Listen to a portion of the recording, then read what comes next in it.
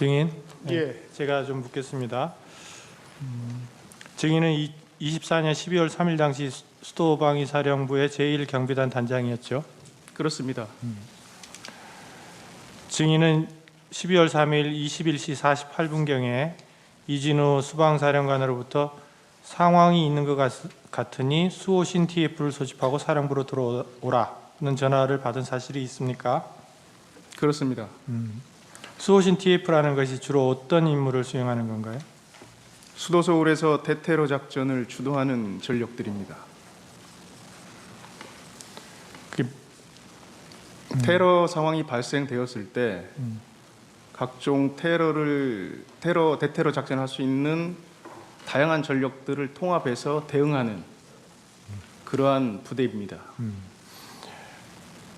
이진우 수방사령관이 제1경비단 소속 군인들 중에 이들을 소집하라고 지시한 이유는 특별히 뭐라고 생각합니까?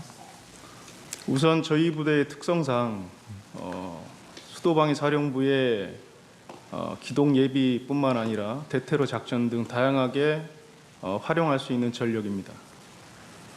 그래서 소집을 시켰을 것으로 생각됩니다. 증인이 22시 45분경에 사령부에 도착하니 이진우 수방사령관이 국회 상황이 있어 국회로 가야 된다. 출동 준비가 되면 보고하라. 이렇게 말한 사실이 있습니까? 그렇습니다. 이진우 수방사령관이 국회로 가야 하는 이유를 말했습니까? 당시에는 임무나 그런 것들을 언급하진 않았습니다. 그리고 또 증인에게 공포탄을 챙겨라 이런 지시를 했습니까? 예, 출동 시에 원래 공포탄을 지참하고 갑니까? 기본적으로 실상황에서는 공포탄을 지참하지 않으나 당일날은 공포탄을 휴대토록 말씀하셨습니다. 보통 때는 안 하는데 특별히 이번에는 예, 그렇게 챙기라고 했다. 그러면 그렇게 공포탄을 챙기라고 한 특별한 이유가 있었습니까? 과정을 조금 더 설명드려도 되겠습니까? 네네. 최초에 소집 지시를 하시고 중간에 전화를 했는데 합참 불시 훈련으로 간부들에게 알려야 될 것 같다. 이유는 뭐 당황스러워할 수 있으니까 소집 시에 그렇기 때문에 저는 중간에 전화 받았을 때는 불시 소집 훈련으로 인식을 했고 공포탄을 휴대하는 것이 훈련 목적상 휴대라고 처음에는 이해했습니다. 근데 그 이후에 상황이 전개되면서는 공포탄 휴대에 대해서 어떠한 의미인가를 좀 평가할 만한 여유가 없었습니다. 이상입니다. 당시에는 그냥 불시 훈련인데 공포탄을 그냥 특별히 챙기라고 한 정도로 생각을 했다. 그렇습니다. 그러면 나중에 생각해 보면은 그게 국회로 가는 거라서 조금 달라서 챙겨라 특별한 상황이라고 생각을 했습니까? 사실 굉장히 여유 없이 빠르게 상황이 전개돼서 그 공포탄의 의미를 깊이 생각하고 들여다볼 만한 여유 없이 국회로 가게 됐습니다.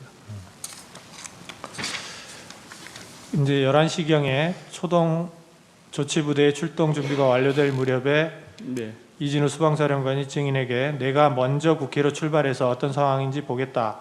부대가 현장에 도착하면 팀장으로 하여금 나에게 전화하라고 해라. 그러면 거기서 구체적인 임무와 역할을 알려주겠다라고 말하고 국회로 출발한 사실을 알고 있습니까?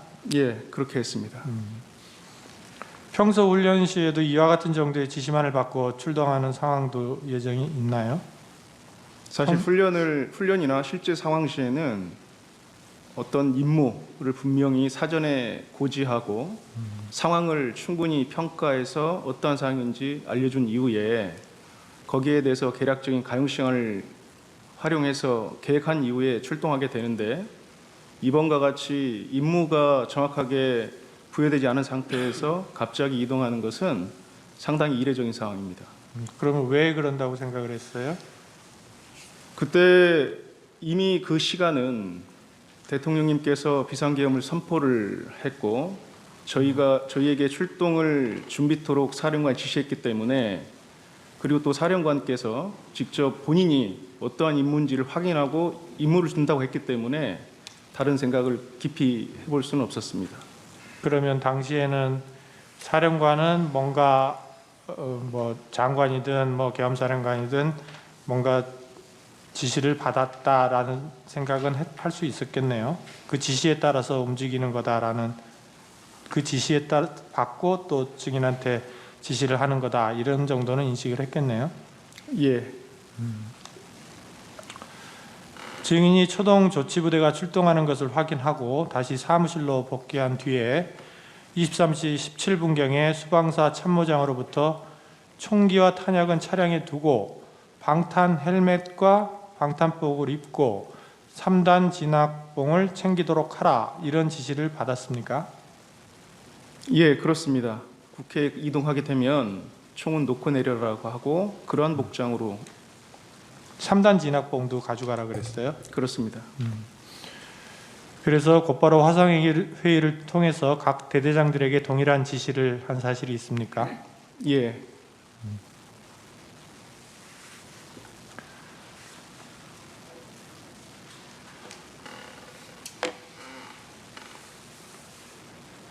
국회에 출동한 군인들이 실제로 이 지시에 따라 무기와 장비를 지참을 일단 현장까지는 가지고 갔습니까? 예, 현장까지는 다 가지고 갔습니다. 현장까지는 가지고 가고 차량에는 두고 내렸다. 그렇습니다. 당시 국회로 출동했던 군인들의 총 인원수는 어떻게 됩니까? 총 136명입니다. 초동 조치부대가 국회 인근에 도착한 뒤에 해당 부대의 팀장, 그러니까 지역대장들은 23시 40분경에 증인에게 전화를 해서 이진우 수방사령관에게 전화를 하였더니 국회 본청에 출입하는 인원을 통제하라는 지시를 하였다, 이렇게 보고한 사실이 있습니까?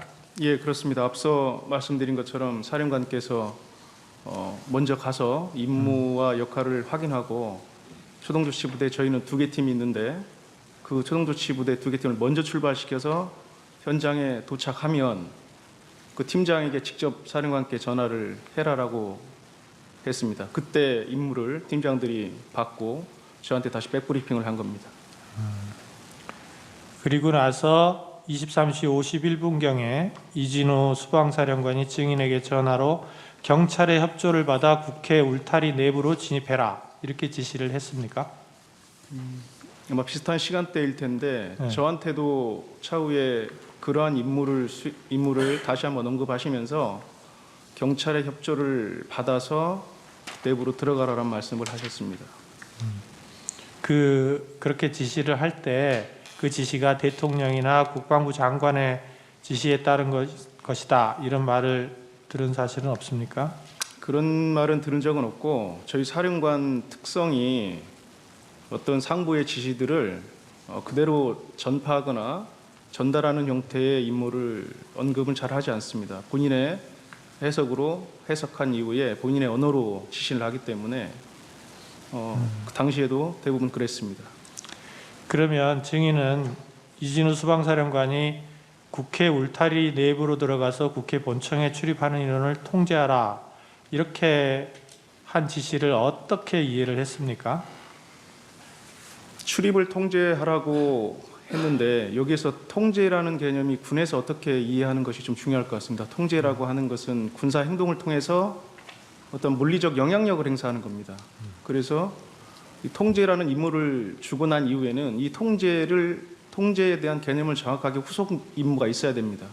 그래서 그 당시에는 일단 국회 건물에 사람들이 출입할 수 있는 주요한 지점에 저희가 인원들이 배치가 되고, 그래서 출입하는 인원들을 저희가 통제라는 의미는 누구는 출입시키고 누구는 출입시키지 않을 것인가에 대해서는 후속해서 임무가 주어졌어야 되는데 그 단계까지는 사실 진행이 안 돼 있던 상태인 겁니다. 통제하라는 말은 이제 장악을 해서 들어갈 사람 안 들어갈 사람을 선별하고 예. 이런 거를 정리하는 단계인데, 그 후에는 이제 아직 어떻게 하라는 데까지 가지 못했다, 이런 말인 거죠? 예, 그렇습니다. 통제 명령, 통제를 하기 위한 준비가 되었다면 통제 임무를 준 제대에서 그 통제의 수준과 범위를 정해주는 것이 타당합니다. 그러면은 거기서 통제하라는 것, 그리고 그 후에 이제 지시는 뭐 아직까지 나오지는 않은 상태인데 통제하라는 의미는 이제 문을 장악을 한다는 것일 텐데 출입구를 그러면은 출입구를 장악을 한 다음에 내부에 있는 국회의원들도 밖으로 나오게 한다 이런 의미가 포함되어 있습니까? 그 단계에서는 그것을 해석할 수는 없습니다. 왜냐하면 그 상황에서 출입을 통제하는 거기 때문에 기존에 이미 들어갔었던 인원에 대해서는 후속 어떤 임무를 부여받지 않는 이상 그걸 추정하기는 어렵습니다. 후에 이제 추후에 지시를 받지 않는 상황에서는 그렇게까지 해석할 수는 없다. 그렇습니다. 제1경비단 이외에 군사경찰단 소속 군인들도 국회로 출동했던 것으로 보이는데 이에 대해서는 아는 사실이 있습니까? 상황이 종료될 무렵에 군사경찰단장과 소통함으로써 그때 알게 되었습니다. 그 군사경찰단장 김창학은 수방사령관으로부터 담을 넘어 국회 안으로 들어가 게이트 하나를 받은 다음 그곳을 차단하라.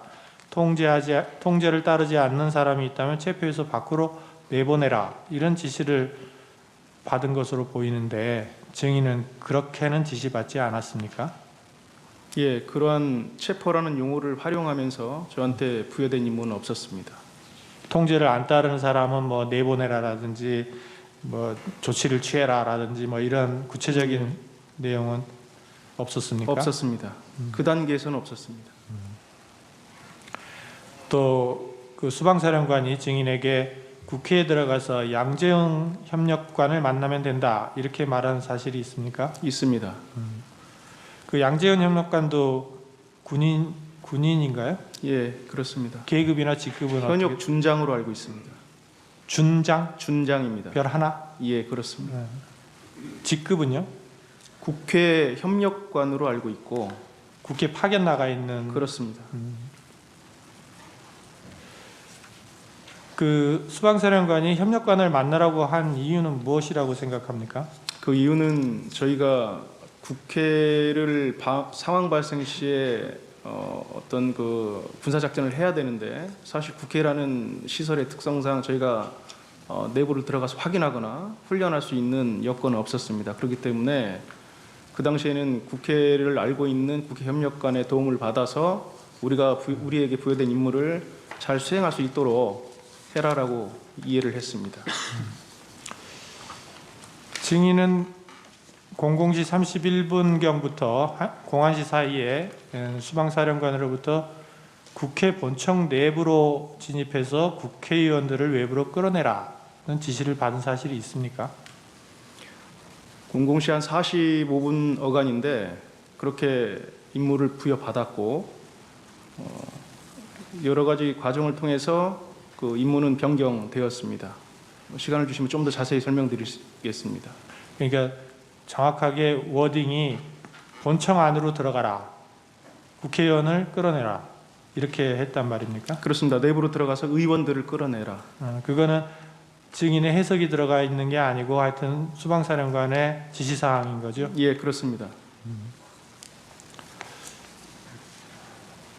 이것도 이제 아까 말씀하신 것처럼 뭐 그 윗선 대통령 또는 국방부 장관의 지시에 따른 것이다 이런 말을 한 적은 없습니까? 없습니다. 그러면 4명이 들어가서 1명씩 드러내라 하거나 문을 부수고 들어가서 끄집어내라 체포하라 뭐 총 뭐 이런 얘기들은 단어는 기억이 나나요? 제 기억상으로는 그런 단어를 들은 기억은 없습니다. 네 명- 사후에 여러 가지 언론이나 통해서 들었기 때문에 당시에는 없는 것으로 저는 기억하고 있습니다. 당시에는 그런 기억이 없다. 예, 그렇습니다.